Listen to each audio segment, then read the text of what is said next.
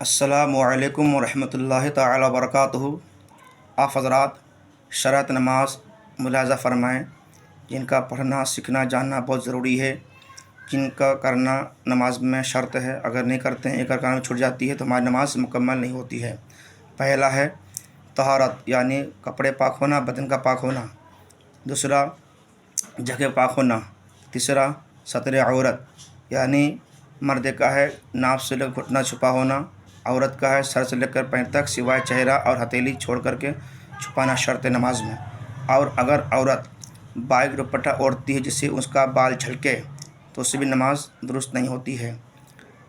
اس کے بعد استقبال قبلہ، یعنی قبلہ کی طرف چہرہ ہونا اور سینہ ہونا۔ اور پانچواں ہے وقت کا ہونا ضروری ہے کہ کون سا نماز پڑھ رہے ہیں، فجر یا ظہر یا عصر یا مغرب یا عشاء، اس کا ہونا ضروری ہے۔ چھٹا آپ حضرت کو بتانا ہے کہ چھٹا شرائط میں سے وہ کون سی چیز ہے جس کو میں بتایا نہیں ہوں، اور جن حضرات کو چھٹا یاد ہے وہ حضرات کلک کریں میرا یوٹیوب چینل پہ۔